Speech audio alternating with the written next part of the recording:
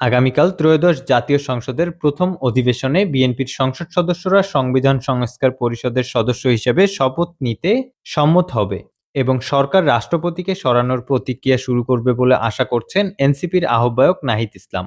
বুধবার সন্ধ্যায় রংপুর শহীদ আবু সাঈদ স্টেডিয়ামে বিভাগীয় ইফতার মাহফিলে প্রধান অতিথির বক্তব্যে এই আশা প্রকাশ করেন তিনি। নাহিদ বলেন, এর প্রত্যয় হলে রাজপথেই তার মোকাবেলা করা হবে। আগামীকাল 12ই মার্চ পুরো সারা বাংলাদেশের মানুষ, পুরো বিশ্ববাসী অপেক্ষা করে আছে নতুন সংসদ অধিবেশনের জন্য। হাজারো মানুষের রক্তের উপর দিয়ে জুলাই গণ অভ্যুত্থানের মধ্য দিয়ে এই নির্বাচন, গণভোট এবং এই নতুন সরকার এবং নতুন সংসদ গঠিত হয়েছে।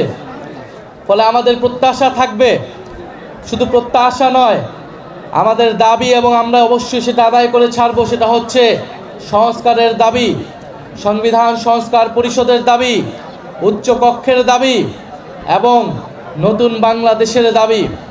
আগামী দিন থেকে শুরু হবে সেই সংবিধান সংস্কার পরিষদের যাত্রা। আমরা আশা করছি সরকার দল শপথ নিতে সম্মত হবে এবং যে পুরনো রাষ্ট্রপতি, সেই রাষ্ট্রপতিকে সরিয়ে নতুন রাষ্ট্রপতি নির্বাচনের আয়োজন শুরু করা হবে, উদ্যোগ গ্রহণ করা হবে।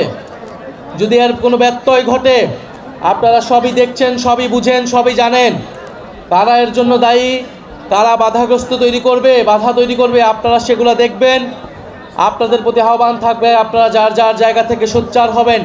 এটা কোনো দল বা মতের বিষয় নয়, সংস্কার সকলের জন্যই প্রযোজ্য। আপনারা সবাই হ্যাঁ ভোটের পক্ষে ভোট দিয়েছেন না? আমরা এবারে গণভোটে কিসের পক্ষে ভোট দিয়েছি? আমরা হ্যাঁর পক্ষে ভোট দিয়েছি, দল মত নির্বিশেষে। ফলে সেই হ্যাঁকে কার্যকর করা এই সংসদের অন্যতম দায়িত্ব। সেই দায়িত্ব পালনের জন্য আমরা যাচ্ছি। দেশকে দুর্নীতিমুক্ত করার জন্য, ঋণখেলাপি মুক্ত করার জন্য, চাঁদাবাজ এবং সন্ত্রাসকে মুক্ত করার জন্য আমরা সংসদে যাচ্ছি। এ সময় এনসিপি সদস্য সচিব আক্তার হোসেন অভিযোগ করেন, 26-এর নির্বাচনের পরে বিএনপি প্রতারণার আশ্রয় নিয়েছে। বিএনপির এমপিরা এরই মধ্যে বাংলাদেশের আইন ভঙ্গ করেছেন।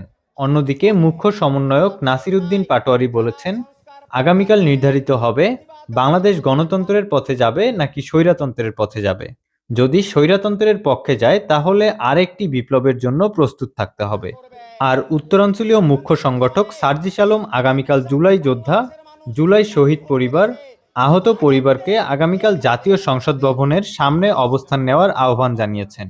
ইফতার মাহফিলে স্থানীয় ও কেন্দ্রীয় নেতৃবৃন্দ ছাড়াও বিএনপি, জামায়াত সহ ফ্যাসিবাদ বিরোধী রাজনৈতিক দলগুলোর নেতাকর্মীরা অংশ নেন।